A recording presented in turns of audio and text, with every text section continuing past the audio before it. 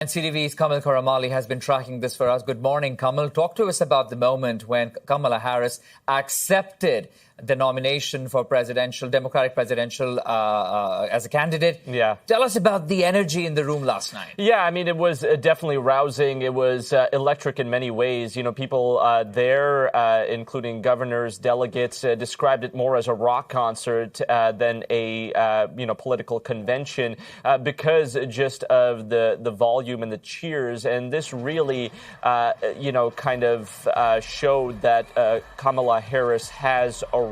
She has been already campaigning before this, obviously, but this was really the biggest moment of her political career, and it showed. And, according to political pundits, she delivered, really getting everybody excited for the next 70-plus days in that sprint leading up to Election Day. Now, it was a 45-minute speech that had multiple elements, and I'm going to try to, pick out a few points here and there from it. Tough to recap a 45-minute speech, but she got very personal in that speech. That was very noticeable for many watching, that she spoke about her personal story, recounting her mother's journey as an immigrant from India, how her parents met, then got divorced, how she grew up in a working-class neighborhood in Oakland, California.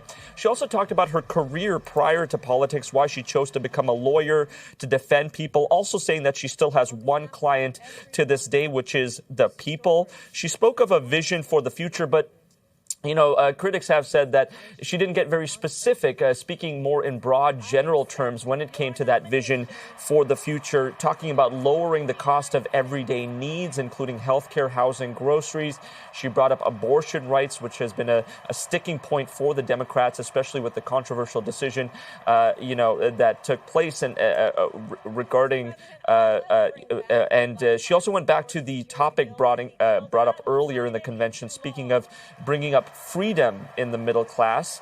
Another notable point was Gaza also came up as pro-Palestinian protesters marched outside the convention. She spoke of what she called Israel's right to defend itself, but recognized the scale of devastation also taking place in Gaza, with many, tens of thousands of Palestinians being killed and other diseases also taking hold. She once again reinforced that they are working on a ceasefire deal, but wouldn't provide much specifics on that. So just a few bullet points out of many, Akshay, that took place in this 45-minute speech. Yeah, and speaking about the reaction and the momentum in that arena, Kamil, we do understand that, let's not forget, it was a Democratic convention. People in the crowds were meant to cheer, praise all that she had said. But now, of course, we understand, Kamil, the battle really is the way forward. Because when she goes out on the campaigns for the next 70 days or so, like you said, the debate that is lined up with Donald Trump, the last time she had a debate was in 2020 when she was fighting for the position of the vice president. So there is a lot more, and we have to see if this momentum really carries on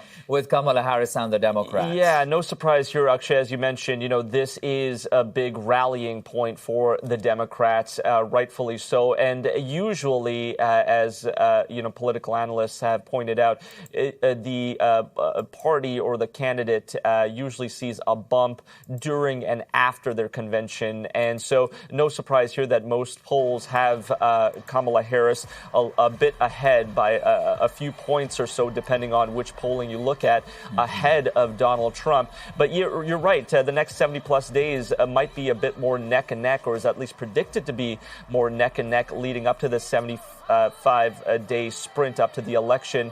Now that both candidates will be, going to battleground states and trying to convince voters that they are the right person to sit as the U.S. president.